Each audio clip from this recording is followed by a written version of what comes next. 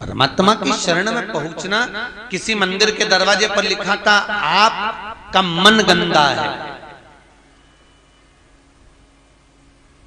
यदि आपका मन गंदा है, आपने पाप करा हो, छल करा हो, कपट करा हो, बेईमानी करी हो, प्रपंच करा हो, चाहे आप कितने भी गंदे हो, तो मंदिर जरूर जाइए।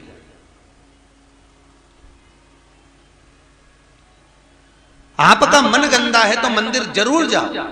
लोग कहते हैं मैं गंदा हूं, मेरा मन गंदा है तो मंदिर जाने का नहीं करता। मन गंदा हो, आप काम लोभ विषय वासना आसक्ति तृष्णा में कितने भी समाहित हो गए हो तो भी मंदिर जरूर जाओ। तो एक बैनर पर, एक प्लेट पर ऐसा लिखा हुआ था कि आपका मन अगर गंदा है तो मंदिर जरूर जाना। पर सोचने वाली बात है कि इसका मतलब क्या है। उसका केवल एक सार तत्व है कि जब बच्चा कीचड़ में गिरता है, जब बच्चा गंदगी में पड़ता है, जब बच्चे के कपड़े गंदे हो जाते हैं, शरीर गंदा हो जाता है, तो उसको पड़ोसन नहीं संवारती, उसको कोई रिश्तेदार नहीं उठाता, उसको कोई पड़ोसी गोद में नहीं लेता। उसको अगर गोद में कोई लेता है तो या तो माँ लेगी या बाप लेगा, उसका पिता, उसकी माता। उसी तरह आप यदि मन गंदा भी हो गया तो मंदिर जरूर जाना, क्योंकि वो जगत का बाप आपको गले जरूर लगाएगा, ये पक्का है।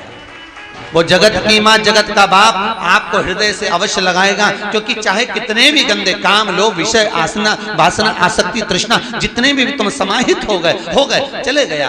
कहां कोई कह रहा था हमारा तो बचपन बिगड़ गया, हमारी जवानी बिगड़ गई, हम भोग विलास में डूबे रहे, हमने ये गलती कर दी, हमने ये गलती कर दी। कथा सुनने के बाद कई गलतियों का भान होता है कि हमने ये गलती करी। हो गया ना, हो जान दो। फिर भी आप अगर मन भी गंदा है, काम लोभ विषय वासना आसक्ति में भी हम डूबे रहे हैं, भले हमने बचपन बिगाड़ दिया, जवानी बिगाड़ दी, अधेड़ी बिगाड़ दी, भले हम भजन नहीं करे, पर अभी मौका, अभी ट्रेन थोड़ी ना छूटी है, अभी तो मुजफ्फरनगर स्टेशन पे ही खड़ी है, अभी तो मौका है।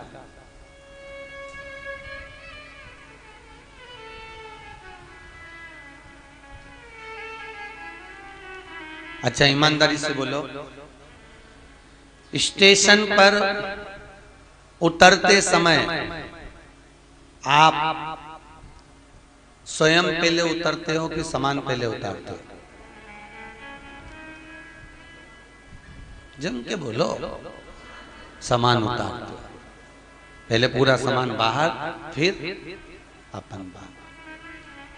कितनी ज्ञान की बातें हैं कि मंजिल पर पहुंचना है और मंजिल का स्टेशन आ चुका है, सबसे पहले आपने सामान बाहर फेंका, उसके बाद आप उतरे हो। बस यही भागवत का सार तत्व है कि काम लोभ विषय वासना को मरने से पहले बाहर फेंक दो, उसके बाद मंजिल तक पहुंच ही जाओगे। स्टेशन पर उतर ही ना, सब फेंक दीजिए, आसक्तियों की परिपूर्णता को निपटा दीजिए। लो एक वेग है, सारे काम का वेग, लोभ का वेग, विषय का वेग, वासना का वेग, तृष्णा का वेग, ये बहुत सारे वेग हैं साहब। ये सामान ही तो सबसे भारी है, नहीं तो व्यक्ति तो यूं ही अच्छे से चले जा। यात्रा कोई बेकार, यहाँ कोई परेशानी क्या तुमको? अरे बोलो तो सही, नहीं कोई कष्ट हो रहा हो तो बताओ, बस बंदर ही परेशान कर रहा है, बाकी के कोई परेशानी हो तो बताओ।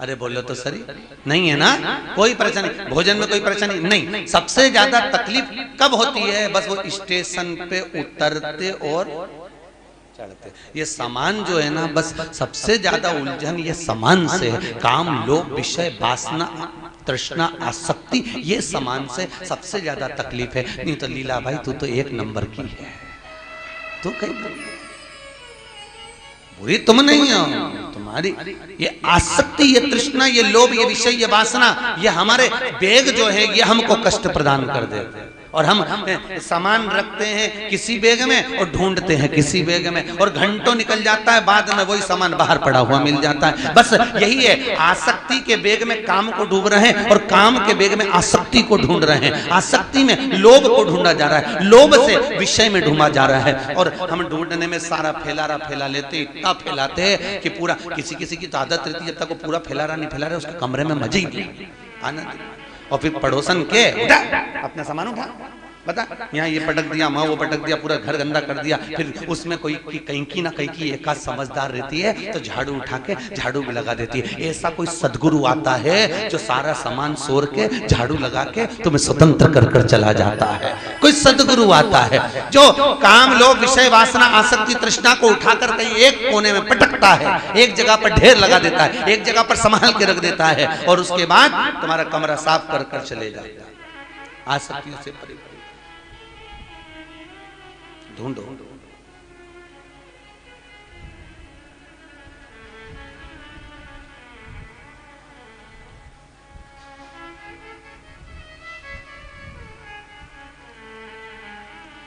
बस उस परमात्मा के चरणों की विनती। महाराज, राजा बलि के दरवाजे पर वामन भगवान 3 पग भूमि मांगने के लिए खड़े हैं। कितनी पग? 3 पग।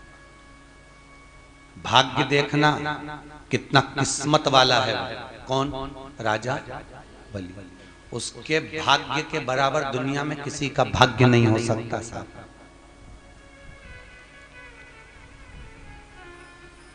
एक भाग्यशाली था वो गिद्धराज जटायु। दशरथ से ज्यादा किस्मत वाला था वो। राजा दशरथ से ज्यादा किस्मत वाला गिद्धराज जटायु, भीष्म पितामह से ज्यादा किस्मत वाला वो गिद्धराज जटायु। 3 किस्मत वाले हुए, एक दशरथ जी, एक भीष्म पितामह, एक गिद्धराज जटायु। ये 3 किस्मत वाले। इनको किस्मत वाला क्यों कहा गया? क्योंकि दशरथ जी के घर में राम जन्मे, भीष्म पितामह ने भगवान कृष्ण का बचपन से लेकर जवानी तक का दर्शन करा, और गिद्धराज जटायु जिसने प्राण त्यागे तो राम की गोद में त्यागा। इन तीनों में सबसे ज्यादा प्रबल किस्मत वाला है तो गिद्धराज जटायु है। क्यों? क्योंकि दशरथ जी के घर में राम जन्मे, पर दशरथ जी के जब प्राण छूटे तब राम सामने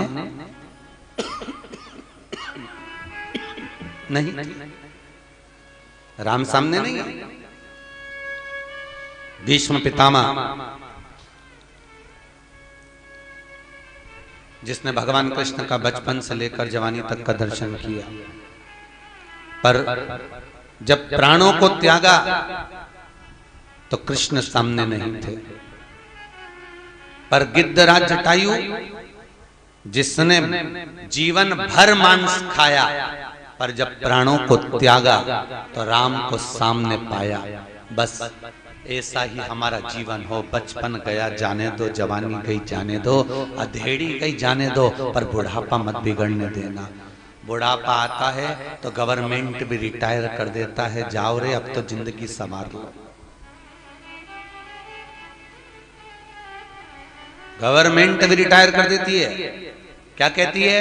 अभी तक तुमने जो कमाया वो परिवार के लिए, अभी तक तुमने जो किया वो तुम्हारे परिवार के लिए, अभी तक जो तुमने किया वो तुम्हारे कुटुंब के लिए। अब 60 के हो गए, 40 वर्ष तुम्हारे पास में दे रहे हैं, आधे से ज्यादा उम्र तुम्हारी खप गई, केवल 40 वर्ष।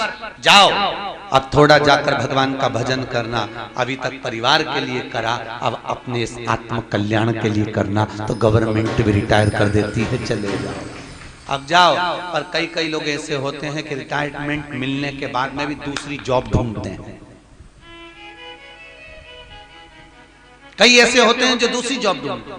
हमारे यहाँ 2 बहन बैठी हुई है, उपाध्याय बहन और एक और वो बहन, दोनों। एक कह रही थी गुरुजी हमारे पति को डॉक्टरी से फुर्सत नहीं, हम कहते चलो। दूसरी बोली हमारे पति को नेतागिरी से फुर्सत नहीं, हम कहते चलो। अब सुने नहीं तो कहा करे। आप ऐसी कृपा करो ना गुरुजी, एक बार वो आए। हमारा तो निवेदन हर पल हर घड़ी हर क्षण, हम तो कल्लू जी महाराज से, सुखदेव जी महाराज से, ठाकुर जी से ये विनती करते हैं कि आप ऐसी जीवन भर अखंड सौभाग्य में रहो और जोड़े से कथा सुनते रहो। हम तो यही वर प्रदान करते हैं आपका जीवन। पर एक बात है, सत्य कहूं ईमानदारी से, वो भले डॉक्टरी कर रहे हो, भले वो नेतागिरी कर रहे हो, पर उनका मन कितना पवित्र होगा जो आप दोनों को यहाँ कथा में भेज दिए हैं। ये सोचिए आप, उनका मन कितना पवित्र होगा, उनका विश्वास, उनकी दृढ़ता कितनी प्रखर होगी, जो अपनी धर्म पत्नियों को, कई पति लोग आ गए, कई पत्नियां आ गई, नहीं आ पाया कोई, होता है। पर ये तो सोचो कि भाव कितना शुद्ध होगा, निर्मलता।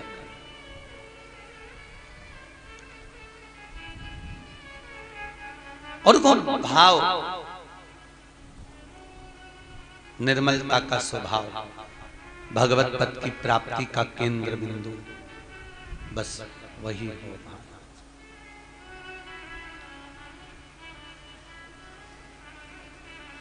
भगवत तत्व की शरणागति का जो भाव है वह भक्ति का प्रतिबिंब है, भक्ति का।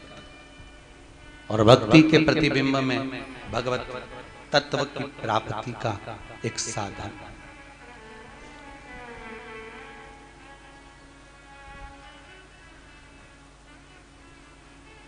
तो कहना माना के मैं पतित बहुत हूँ,